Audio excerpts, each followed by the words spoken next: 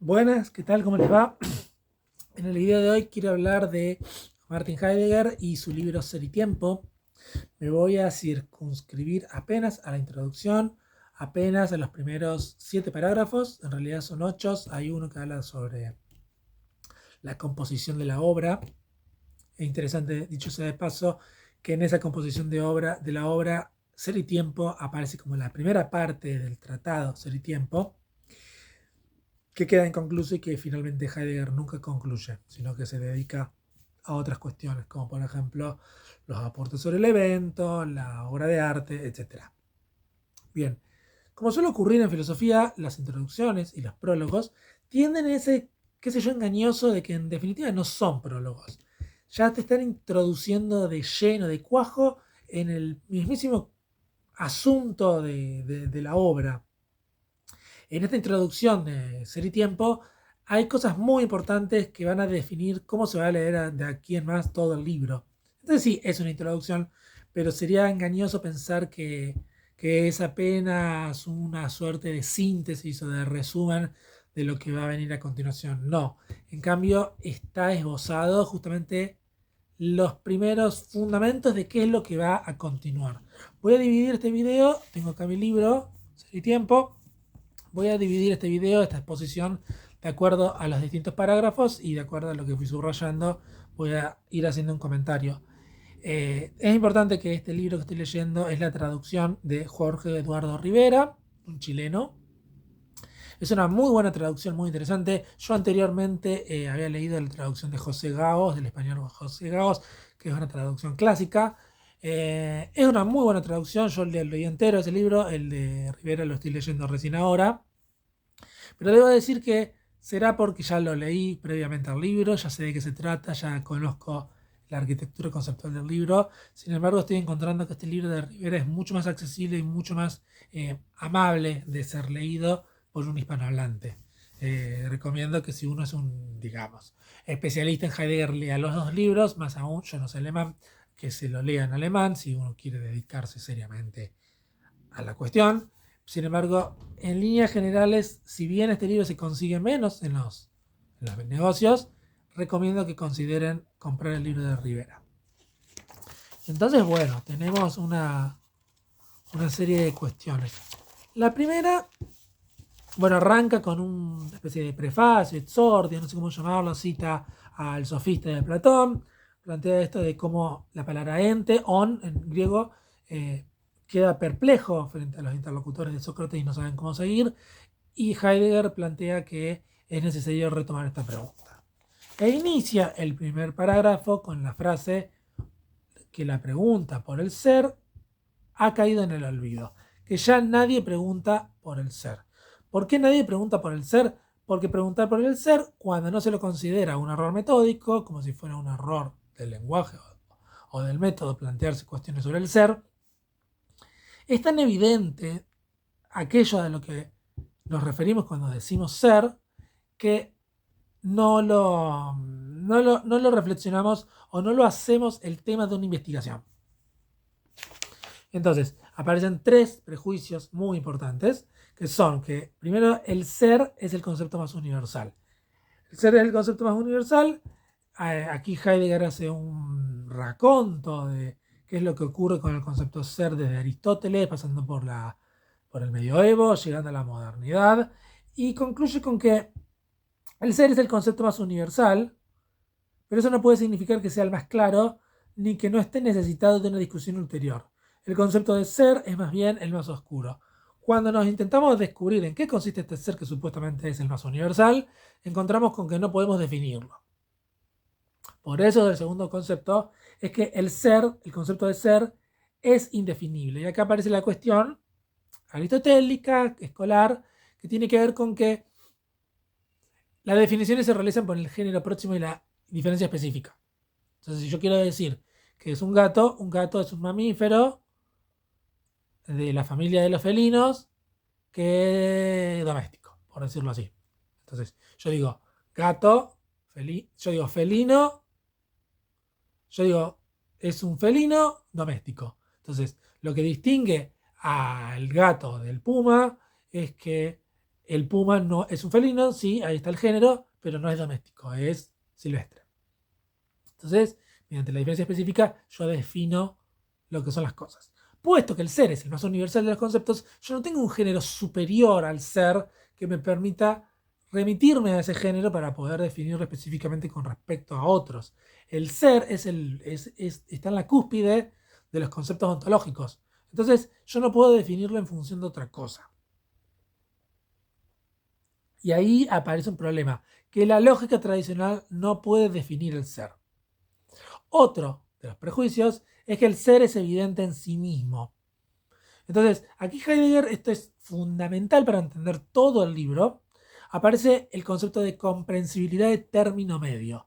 ¿Qué significa la comprensibilidad de término medio? Dice que cualquiera de nosotros, en la lengua alemana, en la lengua, bueno, él habla en alemán, pero bueno, digamos también en español. En la lengua española, si le preguntamos a cualquier persona, a cualquier transeúnte, ¿qué es el ser? Siempre que no esté demasiado contaminado por conceptos filosóficos y te remita, bueno, a qué sé yo, va a entender perfectamente de lo que le estamos hablando cuando decimos ser. Cuando decimos ser, decimos esto es una taza de café. Cuando decimos esto es una taza de café, sin que temáticamente reflexionamos sobre lo que consiste ontológica, filosóficamente el verbo es, todos entendemos perfectamente que esto es una taza de café. Entonces, la comprensibilidad del término medio es un criterio metodológico en la obra Ser y Tiempo de Martin Heidegger que supone que la pista de por dónde tenemos que empezar a investigar es cómo habla la gente, qué piensa la gente, cómo se comporta la gente. Esto no es, podríamos considerarse un populismo, en el sentido de que el sentido común y que lo básico y de lo inmediato sea la forma de hacer filosofía, pero sí que toda explicación filosófica tiene que tener una pata en cómo piensa la gente. Bueno, lo siguiente que hace Heidegger en la estructura 2 es plantear la estructura formal de la pregunta. Dice, tenemos que volver a realizar la pregunta que interroga por el sentido del ser. Bueno, pero para eso tenemos que pensar qué es una pregunta. Bien, Heidegger dice, todo preguntar es una búsqueda. Todo buscar está guiado previamente por aquello que se busca. Preguntar es buscar conocer el ente en lo que respecta al hecho de que es y a su ser así. Y Heidegger, aquí esto nos cuesta mucho a nosotros entenderlo porque está pensado justamente en este concepto de, primero establece la cuestión de la comprensibilidad de términos medios, cómo habla la gente, y luego se vale a el conocimiento de la lengua alemana para explicar en qué consiste la pregunta. Nosotros que no tenemos lengua alemana, nos cuesta realmente mucho entender qué es lo que está diciendo. Yo supongo que un germano hablante o un nativo hablante entendería perfectamente de lo que se trata, pero a mí personalmente me cuesta mucho. Entonces, una de las estructuras de la pregunta es que en cuanto a preguntar por, hay algo puesto en cuestión. Esto es lo que Heidegger llama Sein gefragtes. O sea, gefragtes, la palabra fracte significa pregunta. Unido a este gefragte indica lo puesto en cuestión. Eso que es puesto en cuestión, más adelante Heidegger va a decir que en nuestro asunto es el ser. Pero bueno, además de lo puesto en cuestión, hay un interrogado. Este interrogado es en befragtes.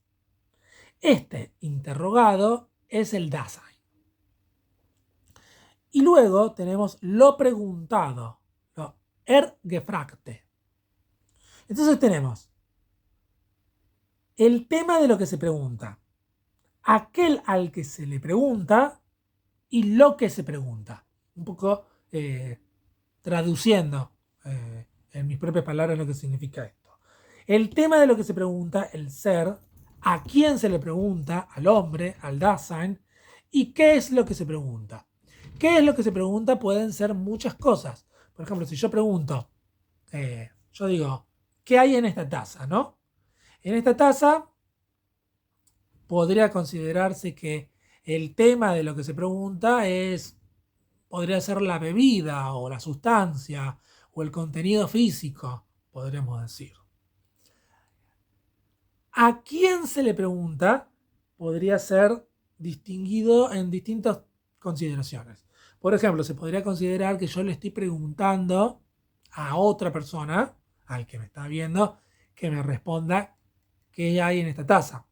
Pero también no queda, no podemos obviar la posibilidad de que a quién le estoy preguntando yo no es a otro Dasein, a otro ser humano, sino que yo le estoy preguntando a la taza. Le estoy preguntando a la taza qué hay en ti. No porque la taza tenga una personalidad o una conciencia, sino porque mi preguntar está dirigida a la taza. Así como cuando uno arregla un motor de un auto, le está preguntando al auto qué es lo que anda mal. Uno interroga en el auto y el auto responde ciertas respuestas que te permite saber en qué consiste, cuál es su malfunción.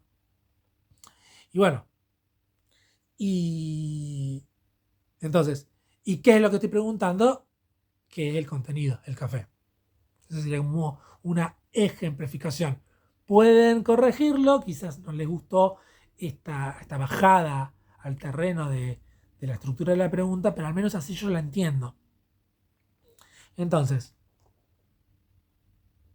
aquí luego a continuación aparece otra cuestión muy importante en la filosofía de Martin Heidegger, que tiene que ver con que siempre que preguntamos acerca del ser, ya de algún modo nos movemos en cierta comprensión del ser. Es decir, siempre que alguien pregunta algo, uno nunca pregunta desde la absoluta incerteza. Todo preguntar supone siempre una preconcepción de eso que yo estoy preguntando. No hay ninguna pregunta ingenua. Todo preguntar supone una dirección de mi pregunta, supone algo buscado en mi pregunta. Cuando yo pregunto, por ejemplo, no sé, ¿qué hiciste? ¿Qué hiciste esta noche que llegaste tan tarde? Por decir algo, hay ya algo en mi pregunta que predetermina qué es lo que yo estoy preguntando. O sea, esa pregunta no es, podría considerarse inocente, pero no es una pregunta que esté despojada de todo pasado. ¿Por qué? Porque habitualmente esa persona llega a cierto horario, porque yo sospecho de que estuvo en tal lugar, etcétera, etcétera. Entonces, mi preguntar siempre supone algo que viene de lo preguntado. De la misma forma, cuando pensamos el ser, siempre que preguntamos ¿qué es el ser? Pregúnteselo usted, por ejemplo, le dejo unos segundos. Si usted se pregunta ¿qué es el ser? Sin haber leído a Heidegger, intenta responder ¿qué es el ser? Usted va a entender que frente a la pregunta ¿qué es el ser? Ya hay una respuesta, tal vez no tematizada, tal vez no ontológicamente como ciencia definida en su conciencia, pero ya hay algo que usted cree que es el ser.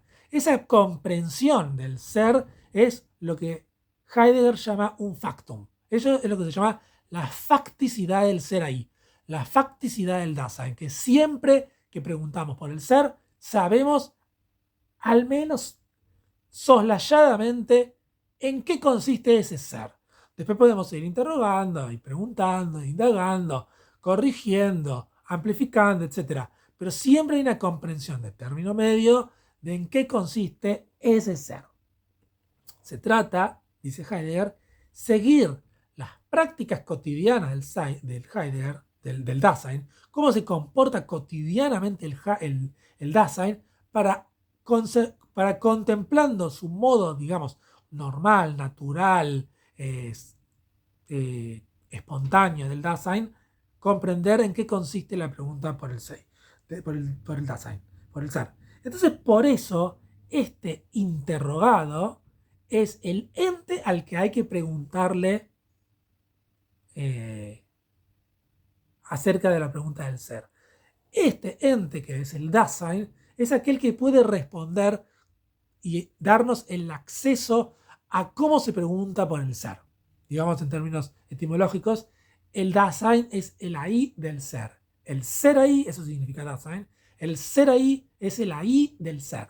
Es ahí donde está la pregunta por el ser. Bien. Entonces el Dasein aparece como el ente ejemplar al cual hay que preguntarle cuál es la naturaleza de la pregunta. Entonces dice Heidegger, Por consiguiente, debemos elaborar la pregunta por el ser. Por consiguiente, elaborar la pregunta por el ser significa hacer que un ente, el que pregunta, se vuelva transparente en su ser. Se trata de que el Dasein sea comprensible perfectamente en sus estructuras, que él va a llamar existenciales, para poder hacer la pregunta por el ser. Entonces, ser y tiempo aparece como una especie de protréptico, digamos. El ser y tiempo aparece como una especie de introducción a la ontología. Heidegger dice, yo quiero preguntarme por el ser, pero ojo, para preguntarme por el ser tengo que saber a quién preguntarle para que me devele las estructuras del ser. Y para poder preguntarle correctamente a ese que me va a decir cómo son las estructuras del ser, tengo que conocer perfectamente a ese ente. Ese ente es el Dasein. Y por eso algunos van a llamar Ser y Tiempo una antropología filosófica. Porque en definitiva toda la obra va a tratar sobre qué es lo que le pasa al Dasein, qué hace el Dasein, cómo se angustia el Dasein, qué piensa el Dasein respecto a la muerte. En eso va a consistir Ser y Tiempo. Bien. 3. La primacía ontológica de la pregunta por el ser. En este parágrafo, Heidegger va a considerar cuestiones que tienen que ver con la ciencia y de la crisis de la ciencia y del juicio sobre los presupuestos de la ciencia. Heidegger va a decir que la ciencia avanza de una manera, da un paso adelante la ciencia cuando entra en crisis de sus propios fundamentos. Eso es lo que ocurrió con la matemática, con la física, con la biología, con las ciencias históricas del espíritu y que incluso con la teología. Todas estas ciencias surgen nuevamente en el siglo XX, estamos hablando de 1927, cuando se lo critica fundamentalmente en un nivel muy hondo respecto a cuáles son sus principios. Criticar hondamente los principios, va a sugerir Heidegger, tiene que ver con criticar cuáles son sus conceptos. Y el concepto más importante que determina todo lo demás es el concepto de ser. El concepto de ser en toda ciencia está presupuesta. Nadie que hace filosofía no. Nadie que hace matemática, física, biología se pregunta por lo que las cosas son. Está en cualquier ciencia, nadie pregunta que la realidad es lo que es. Nadie pregunta esto es real, sino que de por sí ya se sabe y se parte de qué son las cosas que son reales. Y ya hay una delimitación del campo regional de lo que puede ser investigado y de lo que no puede ser investigado. La ontología es fundamental porque interroga el ser, interroga la realidad, interroga todo y a partir de esa interrogación fundamental de lo que es el ser, derivan el resto de las ciencias. No porque sea una especie de cúspide en el sentido de reina de todas las ciencias, la filosofía, sino porque aclarando, explanando, haciendo exégesis del concepto de ser, podemos entender qué es lo que las demás ciencias parten como sus premisas. Por eso la pregunta por el ser tiene una primacía ontológica. En el siguiente parágrafo, el parágrafo 4, tenemos la primacía óntica de la pregunta por el ser. Y aquí aparece ya expuesto en términos de definiciones conceptos que van a ser muy importantes a la hora de seguir en la lectura de Ser y Tiempo. Primero, se define que la ciencia puede definirse como un todo de proposiciones verdades conectadas entre sí por relaciones fundamentales. Lo que va a decir Heidegger es que sí, efectivamente, eso es cierto, pero que el Dasein no se comporta de su manera más auténtica y original con respecto a la ciencia. Dice, la investigación científica no es el único ni el más inmediato de los posibles modos de ser de este ente. Heidegger va a decir que el Dasein se comporta de un modo auténtico, primitivo, primario, con respecto a ciertas formas de ser en el mundo, pero que en términos científicos, que son supuestamente lo que nos vienen a definir qué son las cosas realmente, eso es un modo derivado, es un modo que yo como Dasein puedo comportarme, puedo ponerme la bata de laboratorio, los guantes y las gafas y decir, bueno, voy a hacer ciencia, ella existe perfectamente y puede permitirnos generar compuestos nuevos o viajar a la luna. Todo bien, todo fenómeno con eso, pero ese es un modo derivado. El Dasein, cuando está espontáneamente en el mundo, eso que Rodolfo Kusch llama el estar, cuando el Dasein está, simplemente está, no más, no se comporta científicamente con respecto al mundo. Uno no va por la vida resolviendo raíces cuadradas ni problemas aritméticos, como decía Dolina. No, uno se comporta de una forma mucho más emotiva. Bueno, eso es motivo para otros videos. Pero el Dasein se comporta de otra forma que no tiene nada que ver con el comportamiento científico y calculador del mundo. ¿Y qué es lo más importante que tiene el Dasein? Dijimos que hay una preconcepción del ser del Dasein. El Dasein siempre comprende el ser de algún modo. Bien, lo que caracteriza ónticamente al ser es que a este ente, cito, le va en su ser este mismo ser. ¿Qué significa este le va en su ser este ser? Lo que significa es que para el Dasein lo que él es, su ser, lo que él sea, no es una cosa indiferente. Eso que el Dasein es un problema fáctico que no puede nunca más que aceptar que es un problema para él lo que él es. A todos y a cada uno de nosotros nos importa ser lo que somos. Pongámoslo en términos capitalistas. Yo soy, por ejemplo, un contador. A mí me preocupa ser un contador, ser eso, ser un contador. Eso es algo que a mí me preocupa. No me resulta indiferente ser contador que ser poeta. Yo quiero ser contador o quiero ser poeta, no sé, pero a mí me preocupa ser lo que soy. A mí me preocupa ser, por ejemplo, inteligente. A mí me preocupa ser creativo. A mí me preocupa ser hábil con la pelota. A mí me preocupa ser muchas cosas. Eso que yo soy es a lo que a mí me preocupa, que no puede más que importarme. Por eso al Dasein, el ser es una cosa que le importa. Le importa ser algo. Probablemente, en la mayor parte de las personas, esta pregunta ontológica está encubierta. Uno no se está preguntando en términos de qué es lo que yo soy, a menos en ciertas ocasiones surge la pregunta, sobre todo cuando hay angustia y ansiedad. Pero en general uno no se pregunta por lo que es. Lo que hace la filosofía es poner delante de los ojos esta pregunta que es fundamental para el conocimiento existencial del mundo. ¿Qué es lo que somos? ¿Qué es lo que somos? Es lo que hace una filosofía existencialista. Este ser que nos preocupa ser, como lo dijimos anteriormente, no lo sabemos temáticamente, no lo sabemos, digamos, científicamente, no lo sabemos ontológicamente. Tenemos una concepción vaga de eso que somos y nos comportamos siempre mirándolo de reojo. Esta es la comprensión del ser. Y esta comprensión del ser es propia del Dasein. Heidegger va a llamar existencia, en latín existentia, va a llamar existencia a lo siguiente.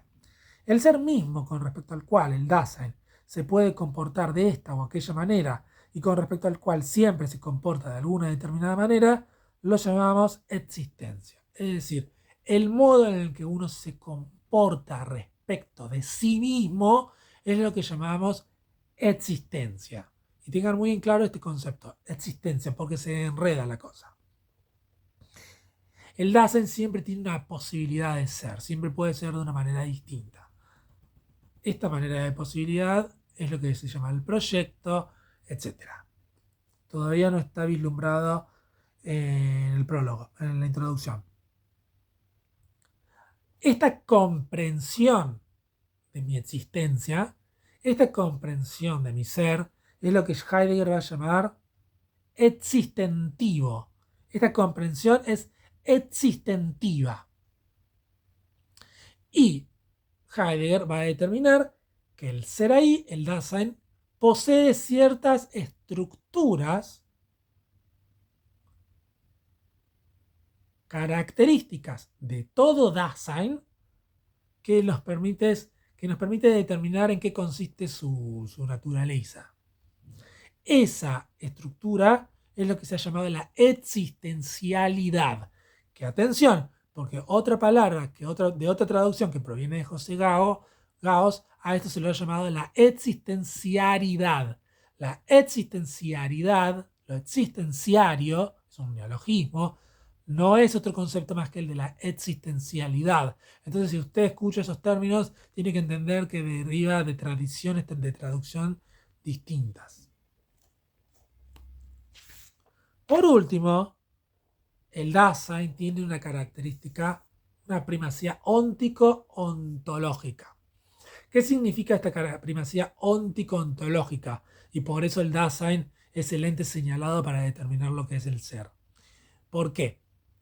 Porque el Dasein se comporta ónticamente con respecto a sí mismo, con respecto a su vida, con respecto a su naturaleza, con respecto a sus comportamientos, pero al mismo tiempo determina lo que las cosas son. Entonces, mediante este comportamiento óntico-ontológico, lo que hace es, conociéndose a sí mismo, conoce todo el resto de la realidad. Eso es lo que se ha llamado primacía óntico-ontológico. Bueno, a continuación,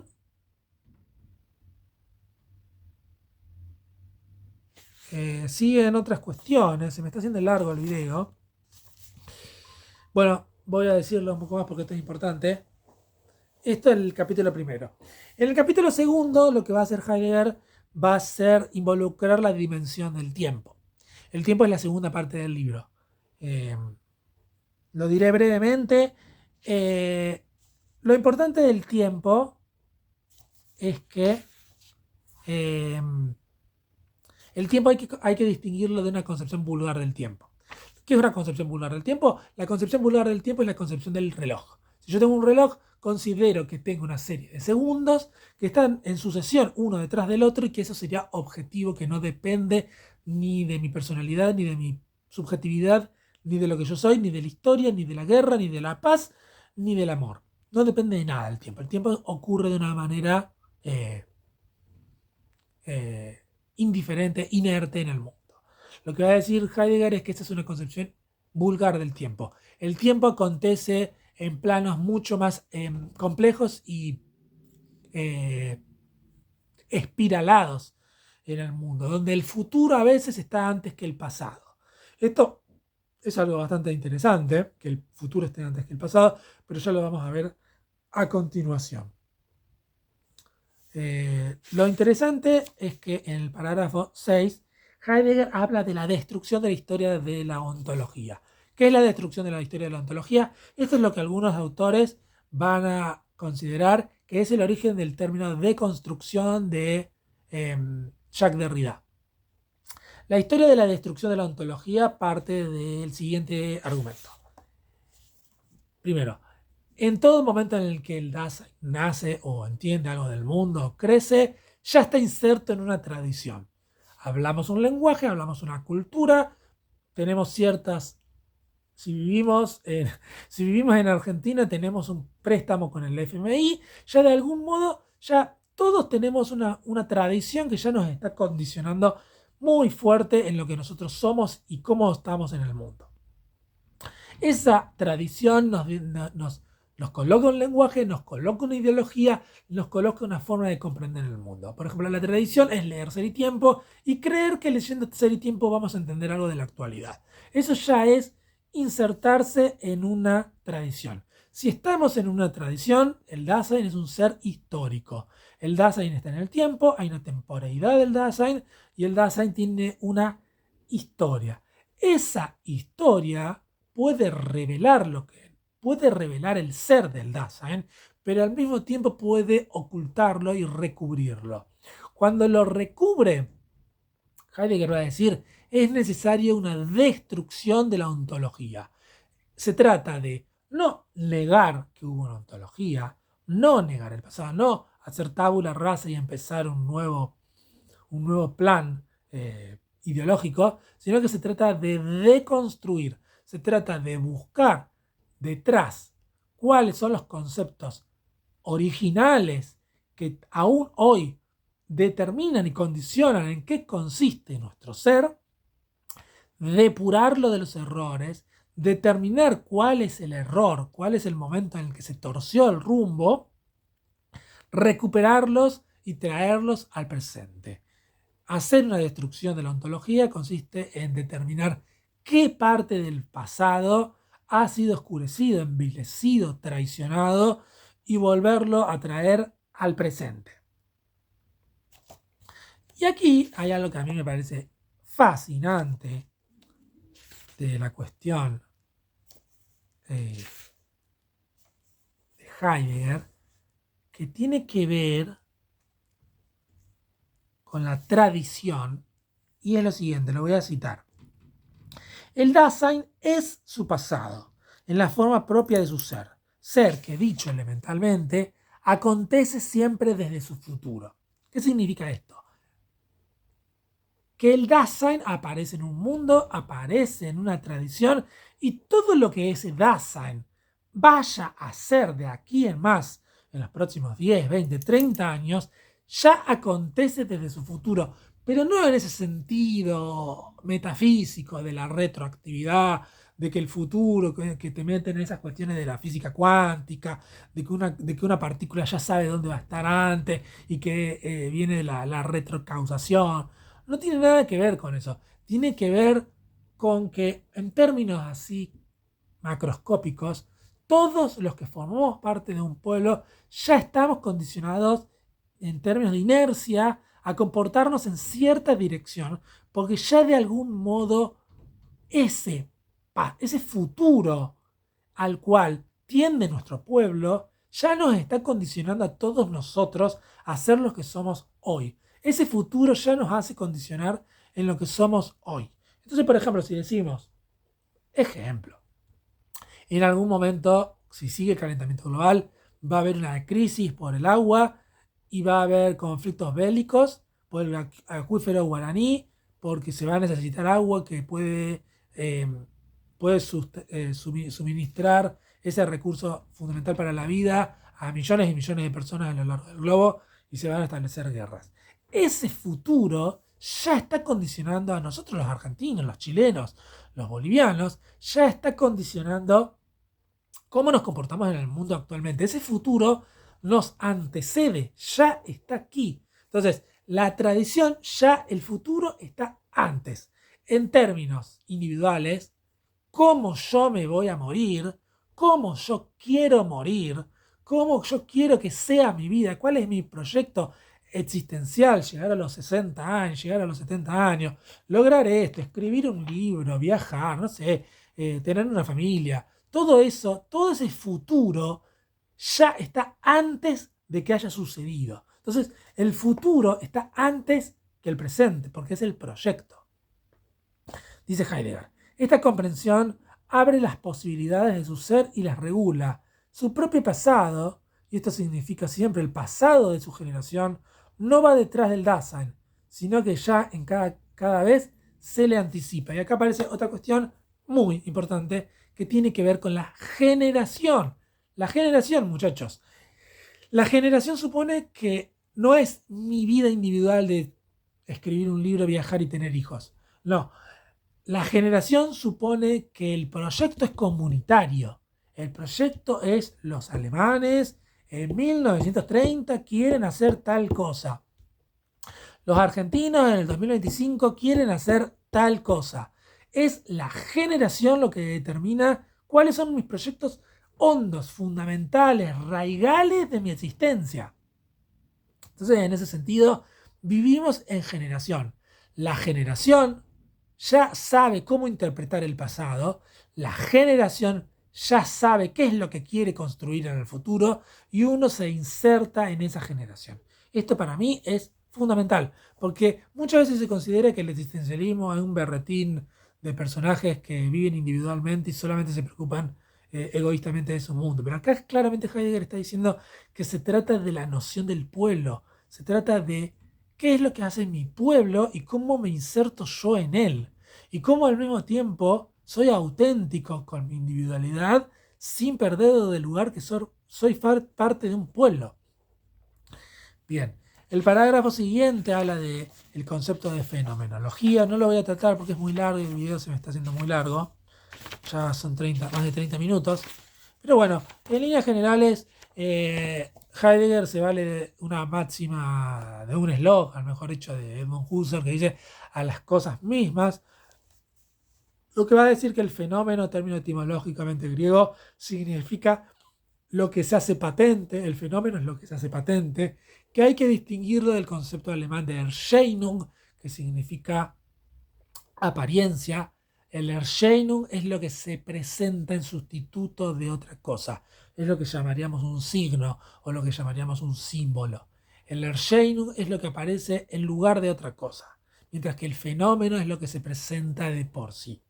El logos se deriva de la palabra legen, que significa decir, que lo va a vincular con el concepto alemán, el verbo alemán rede, que significa hablar. O sea, la fenomenología es dejar que el fenómeno hable, es dejar que lo patente se presenta.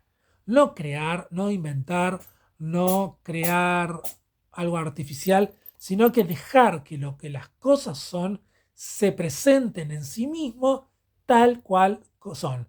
Y podemos haber anticipado una cuestión metodológica muy importante en Heidegger que tiene que ver con la cotidianidad de términos medios. Se trata de, en este libro Ser y Tiempo, comprender cómo el hombre se comporta teórico prácticamente en el mundo y a partir de eso elaborar un concepto, una estructura, una analítica existencial o existenciaria que me permita luego, a partir de esa transparencia del Dasein, acceder a lo que es el Sein, acceder a lo que es el ser. Esto apenas es la introducción. Para leerlo es como bastante difícil de leerlo. Uno solamente puede entenderlo recién cuando leyó todo el libro, pero aquí le puede servir a alguno que intente leer este libro. Humildemente lo pongo aquí a disposición a mis suscriptores para que lo puedan leer. Esto es algo que no suelo hacer a menudo, pero bueno, si se pueden suscribir y poner like al comentario, se lo agradezco porque eso ayuda a que mi video y mis contenidos llegue a más gente y me sienta como más realizado, útil en esta labor de divulgación que hago de la filosofía. En fin, saludos.